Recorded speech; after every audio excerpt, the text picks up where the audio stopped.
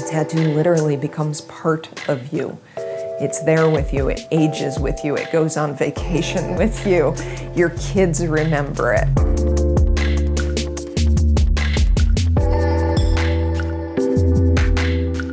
I did a lot of really random stuff. I did spot and editorial illustration for magazines, some periodical work, and eventually I found myself subcontracting for ad agencies locally. It was a really frustrating process because I never got to deal with the end client. The other thing in doing magazine periodical work is that it has a cover date. You do a piece of art, you can put your heart and soul into it. A month later, it's last month's magazine. So when I got exposed to tattooing, that really solved both of those problems that I had with the illustration work. For better or worse, no matter what, I am always dealing with the end client.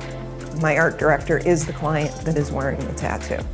So they get to dictate what that's going to look like, where it's going to go, how big it is, what their budget is. I'm negotiating with them directly. And it's definitely not transitory art form.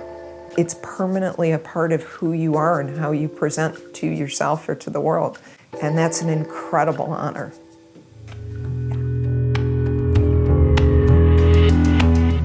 When I started tattooing, it was still associated with Bowery districts. You know, it was very common to have people say things like only sailors and whores get tattoos. And MTV happened. And all of a sudden, heavily tattooed people were in other people's living rooms.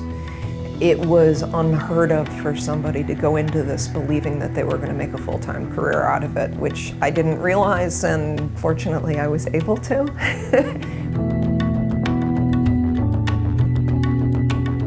I was a member of the Irondequoit Art Club, and I was a good 30 to 40 years younger than anyone else. And they were super talented, amazing artists, and I would see all of their work. But I would also periodically hear things like, I wish I hadn't have gotten a 9-to-5 job. I always wonder what it would have been like if I would have stuck with art right out of school.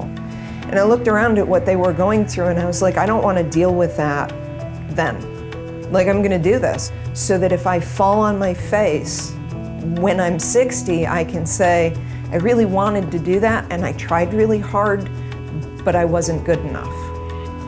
I would know that, I would have the answers. I wouldn't grow old with all these what if questions. And so I did, and that was where I got into the illustration work and eventually transferred over to tattooing, was that I just wanted to be able to make things for a living.